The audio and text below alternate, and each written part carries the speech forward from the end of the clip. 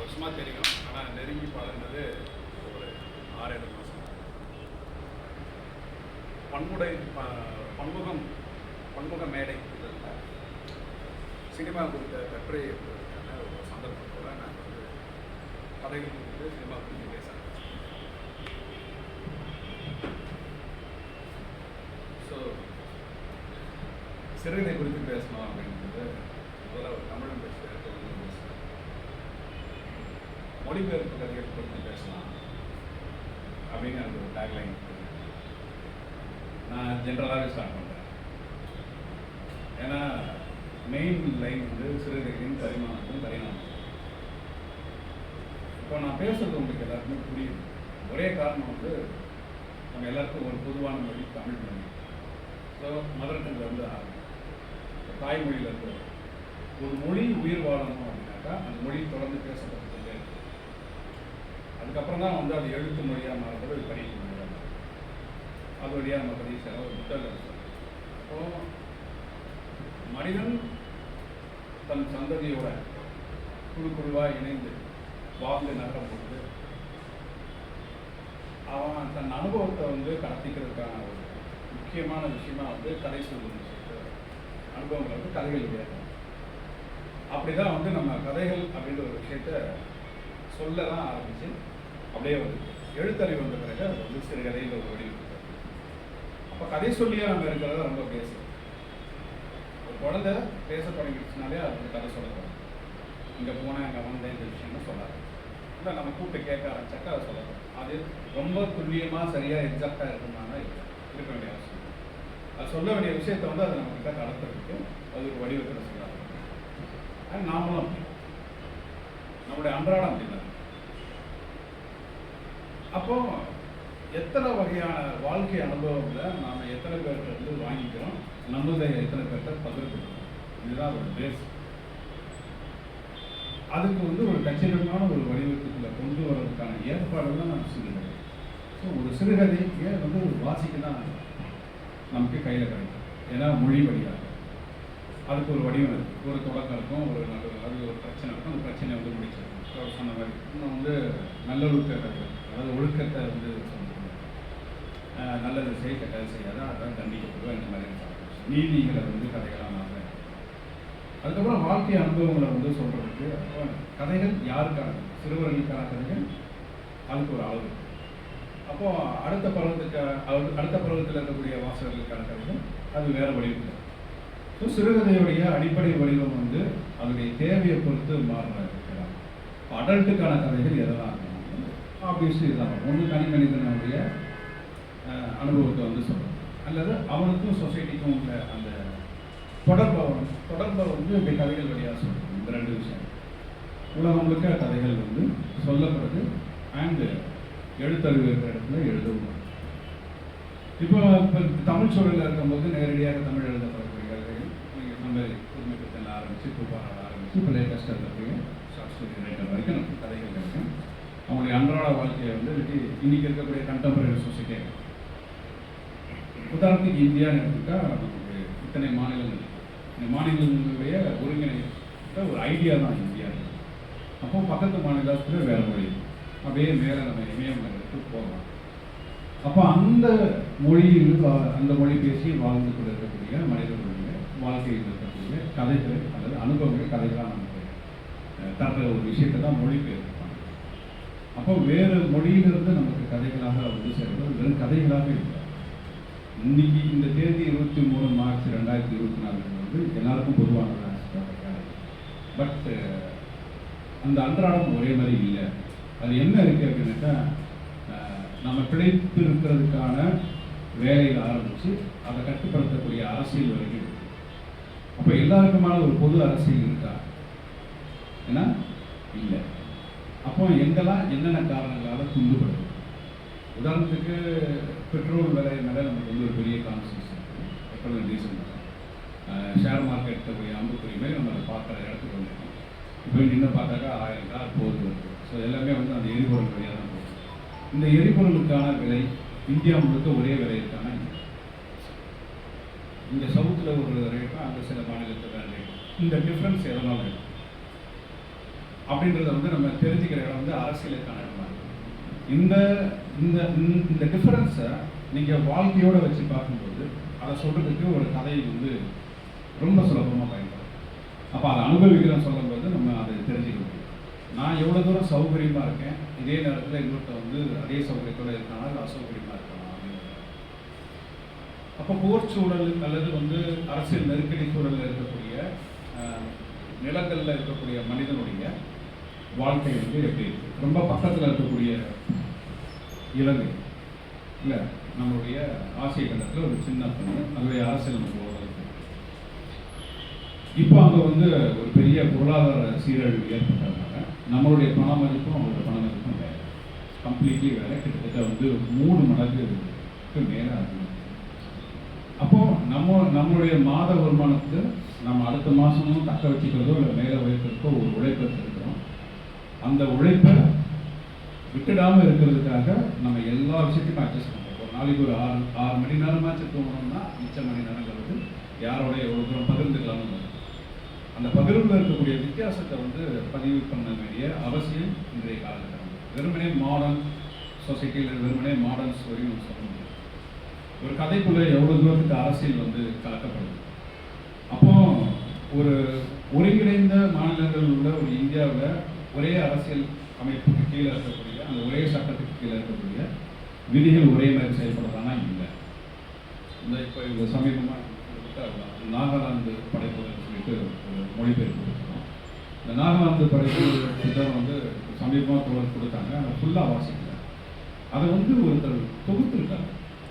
அப்போ கதை சொல்லும் மரபில் அவங்களுடைய மரபார்ந்த கதை சொல்லும் முறையில் இருந்த வாழ்க்கையை நாம் தெரிஞ்சுக்கிறதுக்கு ஒரு தொகுப்பு உதவி செய்யும். அப்போ எவ்வளோ தூரத்துக்கு அது கிளாசிக்காக இருக்கா அல்லது ரொம்ப வந்து மித்தில் இருக்கா அப்படின்னாக்கா அதில் ஒரு வரி சொல்கிறாங்க முன்னுரையில். இந்த கதைகளை வந்து வாய்வழியாக சொல்லி சொல்லி சொல்லி சொல்லி கடத்தி கடத்தி எடுத்து வந்து அவருடைய மிச்சத்தை வந்து இன்றைய தலைமுறை எழுதி பார்க்கறதுக்கு அவங்ககிட்ட லாங்குவேஜ் வருது. அது கிளாசிக்கில் வராதுன்னு சொல்லுவாங்க.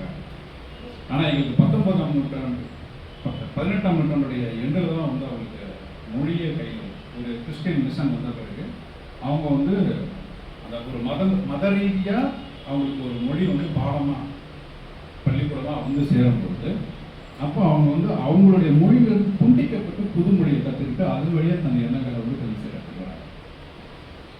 அப்போ அவங்களுக்கு காலகாலமாக மரபாக கடத்தப்பட்டவங்க வாழ்க்கை முறைகள், அப்புறமா அதில் இருக்கக்கூடிய சடங்குகள், அவங்களுடைய அலங்காரங்கள், அணிகள் எல்லாமே வந்து முதல்ல கேள்விக்குறியாகவும் கேலிக்குறியாகவும் மாறுது.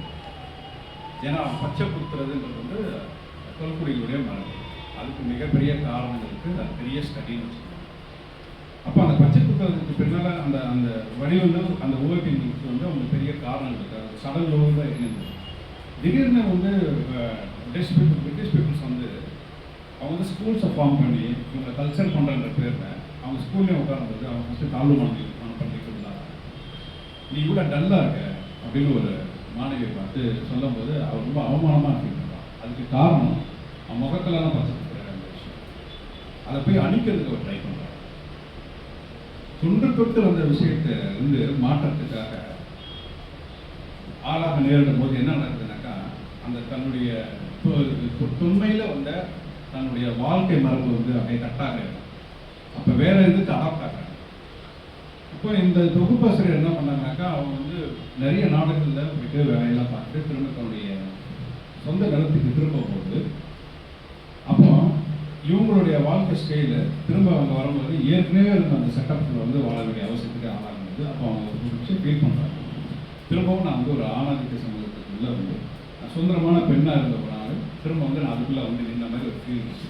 அப்போ நான் அது வழியாக என் கதை மரபை வந்து நான் தேடி போகணும் அப்படின்னு நினைக்கும்போது இதெல்லாம் இருக்குது முக்கியமான தொகுப்பு. அந்த தொகுப்பில் வந்து வெறும் கதைகள் மட்டும் இல்லாமல் அது பல வடிவங்களோட அந்த கதையே இருக்கும். சின்னது அதில் ஒரு கதை சொல்லிட்டு ஒரு கதை, இந்த கதை ரொம்ப பிடிச்சிருக்கு. இந்த கதை சொல்லி கதைகள் என்ன இருக்குது அப்படின்னாக்கா ஒரு கதை சொல்லி ஒரு பெண் அவர் சொல்ல ஆரம்பிக்கிறா. ஒரு மூதாட்டியை பற்றி ஒரு கதை சொல்ல ஆரம்பிக்கிறார். அந்த மூதாட்டி அவருடைய வயசான காலத்தில் வந்து இவரை கூப்பிட்டு வா அவங்கள்ட்ட வந்து ஒரு விஷயத்தை கலக்கணும்னு சொல்லி சொல்லுவாங்க. என்ன அப்படின்னா அவங்க கதை சொல்லி சொல்லி கேட்டு வளர்ந்த இந்த பெண் அவங்க வயது முதிர்ந்து எப்போ வேணாலும் இறந்துருவாங்கன்னும் போது அவங்க தன்னுடைய இளமை காலத்தில் நாங்கள் என்ன மாதிரியான கதைகள் கேட்டு வளர்ந்தோம், இந்த வனத்தை பற்றி, அந்த காடை பற்றி, நதிகள் பற்றி, அதில் எப்படி எங்கள் வாழ்வாதாரம் இருந்ததுன்றதை பற்றி அந்த பொண்ணுக்கு வந்து கதையை வந்து அந்த கதை உருவான கதையை சொல்லுவாங்க. இந்த கதை சொல்லி கேட்டு வளர்ந்த இந்த பெண்கிட்ட அவங்க கடைசியாக வந்து என்ன பண்ணுறாங்கனாக்கா அதை கைமாற்றி விடுறதுக்கு ட்ரை பண்ணுறாங்க. எல்லா பசங்களும் கேட்ட இடத்துல ஒரு பொண்ணை மட்டும் சூஸ் பண்ணுறதுக்கு காரணம் அவள் கதை கேட்கறது. அப்போ சொல்கிறா, என்ன சொல்கிறாங்கனாக்கா, இதே மாதிரி உன்னுடைய கை விரல்கள் தூளெல்லாம் சுருங்கி போயிடும், ஆனால் நீ வந்து குளிருக்காக நெருப்பு தொட்டு நீ அவனை வந்து இது பண்ணிக்கும் போது உன் கை விரல்கள் வந்து பார்க்கும்போது உன்னுடைய இளமை பருவத்தை நீ பார்க்க முடியும், திருப்பி பார்த்தாத பார்க்க முடியும். அப்படியே ஒரு சின்னதாக ஒரு மேஜிக்கல் ரிலேஷன். இப்போ அவனுக்கு புரிஞ்ச மாதிரி இருக்கும், புரியாத மாதிரி. அந்த எண்டில் என்ன நடக்குதுனாக்கா, என் கிட்ட வா அப்படின்னு சொல்லுறது பயந்துகிட்டே போகிறான். என்னன்னாக்கா அந்த தலை மேலே வந்து இங்கேருந்து ஆரம்பித்து ஒரு இன்னந்தலை வரைக்கும் ஒரு சின்ன மெல்லிய ஒரு ரெட் கலரில் ஒரு கோடு மாதிரி இருக்கும். அதை பார்க்கும்போது இதுக்கு முன்னாடி பார்த்த மாதிரி இல்லை அப்படின்னா அதை நீ தொட்டு மேலே தூக்க பயமாக இருக்கும். ரெண்டு சைடுலேயும் அந்த அவங்க தலையை அணைச்ச மாதிரி பிடிச்ச தூக்குனாக்கா அந்த மண்டை ஓடு நேரம் வந்து அந்த மண்டை ஓட்டுக்குள்ளே வந்து உள்ளே ஒன்று இருக்குது, அது எடு அப்படின்னு ஒரு சின்னதாக பானை மேலே சின்ன ஒரு பானை. அந்த பானை வந்து எடுத்த பிறகு திரும்ப அது வந்து சேர்ந்துக்கும், கையில் அந்த பானை இருக்கும். அதை எடுத்து இவருடைய தலைக்குள்ள வந்து அது வச்சுருக்காங்க. ஒரு ரொம்ப வித்தியாசமாக இருக்கும். அதுக்குள்ளே வேறு என்ன இருக்குன்னு இவர் வந்து பார்க்க பயப்படுறான். அதுக்குள்ளே வந்து ஒரு கறி துண்டு மாதிரி ஒன்று உள்ள இதை இவன் தலையில் வச்சு மூடிடான். இவளுக்கு இது இப்படி ஒரு நடந்ததா இல்லையான்னு ஒரு டவுட் வருது. அவங்க நார்மலாக தான் இருக்காங்க, இல்லை ஒரு கனவு மயக்க மாதிரி இப்படி ஒன்று நடந்துருக்காங்க. அதுலேருந்து கொஞ்ச நாள் அவங்க இறந்துருக்காங்க. அப்போ தான் கதை சொல்ல விதத்தை வந்து தனக்குள்ள வந்து அவள் வந்து கடத்தி வச்சுட்டு போயிட்டா. ஆனால் எனக்குள்ள ஒன்றும் கதைகள் வந்து கொதிக்க தொடங்க அந்த பானைக்குள்ள அப்படின்னு ஒரு வரி இருக்கு. இப்போ இவருக்கு வந்து வயசாயிருக்கும். இப்போ ஒரு பொண்ணை கூப்பிட்டு பேசிட்டு இருக்காங்க. கதை சொல்லிகள் தாங்கள் கண்டுணர்ந்த கதைகளை அடுத்த தலைமுறைக்கு கடத்துவதற்கான வேலையை தொடர்ந்து செஞ்சுருக்காங்க. அவங்களுக்கு பேச்சு மொழி தான் புரியுது. எழுத்து மொழி படிப்பறிவாக வர்ற வரைக்கும் இந்த ஸ்ட்ரகிள் இருக்குது. ஆனால் இந்த கதை எழுதுனது இப்போ வந்து ஆங்கிலத்தில் எழுதுது. ஏன்னா இப்போ அவங்ககிட்ட இருக்கக்கூடிய மொழி அவங்களுடைய பழங்குடி மொழிக்கு வடிவம் கிடையாது. ஆனால் மக்களோட புலங்கிறதுக்காக கையில் இருக்க மொழி வந்து ஆங்கிலம். ஸோ ஆங்கிலத்தில் எழுதப்பட்ட அந்த நவீன கதை வந்து ரொம்ப முக்கியமான கதை. மொழிபெயர்க்கப்பட்டதுனால இது உங்களுக்கு வந்துச்சு.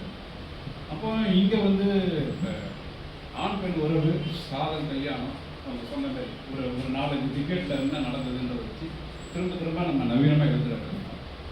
எந்த நிலப்பரப்பில் நம்ம எவ்வளோ சௌகரியத்தோடு இருக்கோம், எவ்வளோ அசௌகரியமாக இருக்கும் அப்படின்றத வந்து கடத்துறதுக்கான ஒரு வாய்ப்பை வந்து அது வருது.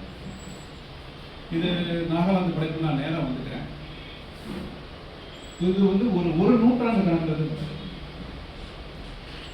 மாஜியான் அப்படின்னு ஒரு சீன எழுத்தாளர், அவருடைய முக்கியமான ஒரு சிறுகதை நாட்டில் நீட்டிருக்கும் சிறுகதை. அந்த சிறுகதை தொகுப்பு வந்து சீனாவில் தடை செய்யப்பட்ட சிறுகதை. சீனாவில் தடை செய்யப்பட்ட தொகுப்பு அப்படின்னு 2017 இங்கே தமிழில் நடந்தது. ஆனால் அந்த தொகுப்பு தடை செய்யப்பட்ட ஆண்டு வந்து 1987.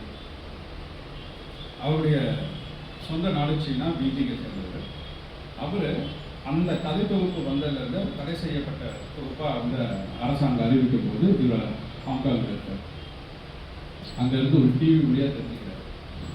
அப்போ அன்றைக்கி இருந்த அதிகார அரசு என்ன பண்ணுறாங்கக்கா, இந்த கதை தொகுப்புக்குள்ளே இருக்கக்கூடிய கதைகள் மொத்தமாக ஆபாசமாக இந்த தேசத்துடைய மரபை வந்து தவறாக பிரித்து எழுதியிருக்கிறார். அதனால் இந்த தொகுப்பு வந்து யாருமே வந்து வாசிப்பாங்க, எங்கே இருக்கிறது. இப்போ வந்து டவுட் வருது, திரும்ப வந்து நம்ம நாட்டுக்கு போக முடியுமா என்ன. அங்கே இருக்க ஃப்ரெண்ட்ஸுக்கு ஃபோன் பண்ணி கேட்கும்போது, ஆமாம் இப்போ ஒரு இது பாஸ் பண்ணியிருக்காங்க, நீங்கள் வர்றது சரி கிடையாது, எங்கேயே இருந்து அங்கேயே இருந்து எங்கே இருக்கு அங்கேயே இருந்து ஒரு தகவல். ஸ்டிக் அவுட் யுவர் டன் அப்படின்ற அந்த கதை தொகுப்பு இன்னைக்கு வரைக்கும் கிடைக்கிறது. மாஜியாங் இப்பவும் இருக்காரு. ஆனால் அந்த தடை உத்தரவை வந்து ஓராண்டு கழித்து அது தளர்த்திடுது அரசு. இவருக்கு பிடிவான போலீஸ்லாம் விசாரிச்சிருக்காங்க, விசாரணைலாம் நிப்பாட்டியாச்சு. அப்புறம் இவர் வந்து திரும்ப வந்து பீஜிங்க்கு போகும்போது இவர் யாரு என்னன்னு தெரியும், அந்த அடையாளங்கள் இருக்கு இல்லையா, இவர் பின்தொடர்றாங்களே தவிர யாருமே எதுவுமே பண்ணல. அப்போ சொந்த நாட்டுக்கு திரும்பி வரணுன்ற வேட்கை வந்து எப்பவுமே மனுஷனுக்கு இருக்கு. அவன் தன்னை கதைகள் வழியாக தன்னை புகுத்தி அதில் ஒரு வாழ்க்கையை வாழ முயற்சி பண்ணுறான். அந்த நாக்கை நீட்டு அப்படின்றது சிறைக்குள்ள இருக்கக்கூடிய ஒரு 5 கதைகள் தான். அவருடைய திபெட்டுடைய பயணத்தை வந்து பேஸ் பண்ணி அவர் வந்து என்ன பண்ணிட்டாருனாக்கா அந்த 5 கதைகள் இருக்கு. திபெத் வந்து சைனாவுடைய ஆக்கிரமிப்பில் இருக்கிறது. அங்கே இருக்கக்கூடிய அந்த புத்த பிக்குகள், அந்த மடாலயங்கள், அங்கே இருக்கக்கூடிய விஷயங்கள்லாம் வந்து அது ரொம்ப இருக்கிறதே ரொம்ப பீக் வெளியே சீன தேசத்தை விட்டு வெளியில் இருக்கும்போது யூரோப்பியன்ஸ் உட்பட திபெட்டுக்கு போயிட்டாக்கா அது வந்து ஒரு சொர்க்கப்புரி மாதிரி, அது ஒரு மைண்ட் செட் இருக்கு. ஆனால் அது உண்மையிலே அப்படி இல்லை அப்படின்ற தன்னுடைய அனுபவத்தை வந்து அவர் கதையாக மாற்றிருக்கனால தான் அவர் கதை செய்யப்படுறது. ஏன்னா அவங்க வந்து மரபார்ந்த விஷயங்களை வந்து ஏன்னா புத்தருக்கான முக்கியமான பீடம். ஆனால் இப்போ அவங்க உண்மை இல்லை, அவங்களாம் பொய் சொல்கிறாங்க, அவங்க காசுக்காக வந்து நிறைய விஷயங்களை வந்து பண்ணுறாங்க, அவங்க சாதாரண மனிதர்களாக தான் இருக்காங்க. இந்த தொழிலில் அவர் வந்து ஒரு 5 கதைகளுக்கு பிரமாதமான கதை. பொன்மகனம்னு ஒரு கதை இருக்குது. அந்த கதை ரொம்ப முக்கியமான கதை. அதில் கதை சொல்லும் போது, ஒரு கதையை எழுதும் போது ஒரு எழுத்தாளர் வந்து அதுக்குள்ள கதைக்குள்ள வைக்கக்கூடிய அரசியலை வந்து எவ்வளோ தூரத்துக்கு இடையோடு விட்டுருந்தாங்க. அதை வந்து ஒரு அரசு கதை இன்னைக்கு எங்கே நம்ம செய்ய முடியுமா? இந்த சிஐஏ ப்ராப்ளம் அதை குறித்து நேரடியாக ஒரு கதையை இங்கே எழுதுறதுக்கான சந்தர்ப்பம் இன்னைக்கு 20% எழுதுவோமா?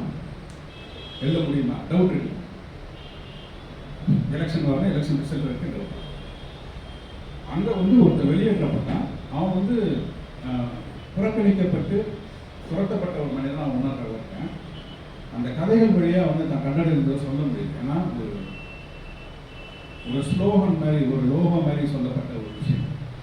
ஒரு நாடு தன் குடிமக்களை வந்து இப்படி தான் நீங்கள் நடந்துக்கணும், நீங்கள் இப்படி தான் இருக்கணும், நான் தான் உங்களுக்கு பாதுகாப்புன்னு சொல்லக்கூடிய இடத்துல அதுக்கு கட்டுப்பட்டு நிர்பந்திக்கப்பட்டு இருக்கிறதுக்கும், இல்லை நான் மாற்று சிந்தனைக்கு வரணும், எனக்கு ஒரு கருத்து இருக்குது, I can also tell that அப்படின்னு ஒரு இடம் இருக்குது. அதை நீங்கள் எவ்வளோ தூரத்துக்கு சொல்ல முடியும்? ஒரு அரசியல் ஸ்டேட்மெண்ட்டாக சொல்ல முடியுமா, இல்லாட்டி வந்து ஒரு ஸ்டோரி வழியாக சொல்ல முடியும்? ஸ்டோரி வழியாக சொல்லலாம். ஸோ ஸ்டோரி வந்து தடை செய்யப்படுற இடம் வந்து எதன் பொருள் கொண்டிருக்கிறாங்க. அந்த பொன்மகனுன்ற கதையில் வந்து கதையை நான் ஃபுல்லாக சொல்லக்கூடாது. எல்லாமே வந்து இவன் போய் விசிட் பண்ணுற இடத்துல அங்கே இருக்கக்கூடிய முதியவர்கள்கிட்ட கேட்டு தெரிஞ்சுக்கிற கதையெல்லாம் வந்து அதுக்கு பின்னால் நான் மனசை ட்ராவல் பண்ணி எழுதி நமக்கு கொடுக்குறேன். இப்படி நான் அப்போ அங்கே கதை சொல்லக்கூடிய கதையை ஒருத்தர் என்ன பண்ணால் அந்த இடத்த ட்ராவல் பண்ணி பார்க்கலாம். அவன் வந்து ஹிமாலயாவுடைய டிவிக்கு போகணும்னு நினைக்கிறதோ அது யார் வேணாலும் போயிட முடியும். பொய்யான பேப்பரில் ரெடி பண்ணிட்டு போகிறான். அப்போ அவன் சொன்னாங்க, இதுக்கு 2 வாரத்துக்கு முன்னாடி ஒரு ஆள் போனான், திருப்பி ஒரு 2 வாரத்தில் வந்துட்டான், மூக்கு காலெல்லாம் அரிச்சு போயிடுச்சு. குளிர்றது நீ அங்கே போகிறத விட இந்த சைடில் வந்து ஒரு மலை இருக்கு, அந்த மலை செலாங்க